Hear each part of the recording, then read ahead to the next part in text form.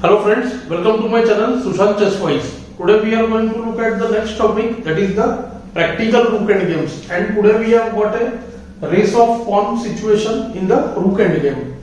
This position is white to play, and this is from a very famous game. Alekhine is white.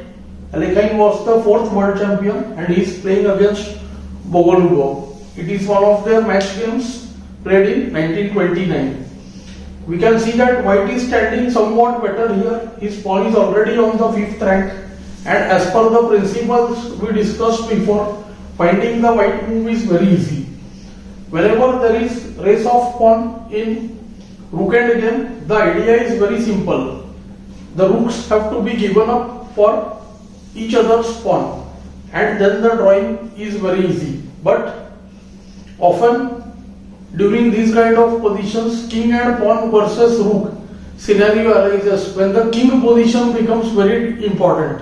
So the side with the rook has to ensure that his king is well placed in order to stop the opponent's pawn and king from marching forward. White plays the move rook b1. As per the method, rook goes behind the first pawn, and now black has to manage more difficult task of giving up his rook for the pawn. So his rook will have to come in front of the pawn.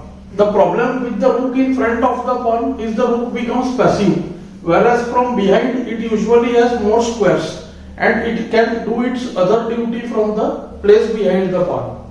So here black played rook d3 check, white improves the king, king goes to c6 and rook d8. Black is all set to return his rook for the pawn, and then he will advance his own pawn.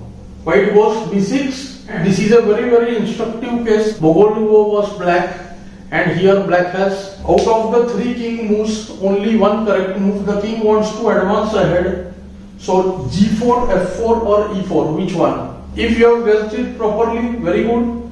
The king should go to e4, because when the pawn will queen, after the sacrifice of rook for the pawn, the white king will try to come towards the pawn, and this king e4 stops the approach of the white king towards the black pawn.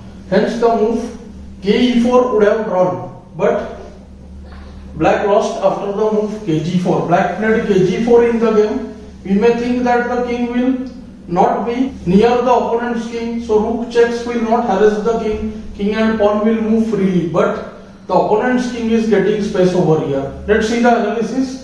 After ke4, b7, f5, b8, queen, rook b8, rook b8, f4, kc5, f3, rook f8, rook manages to come behind the passer, ke3, kc4, f2, kc3, and here we see that after ke2, white is falling a move or too short, because after rook e8 check, king just hides on d1, and when the rook again comes to attack the pawn, king comes back to e2 and he threatens to queen the pawn. So the game would have been drawn, but in the game Bogolyubov erred with the move kg4. Let's go back to the position. After king g4, play proceeds similarly.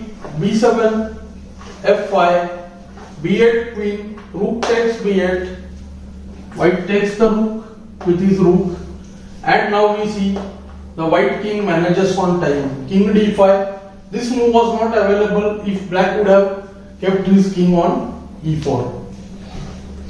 f3, rook f8, putting the rook behind the first pawn, kg3, ke4, f2, and now we see that after the move ke3, the pawn on f2 is lost.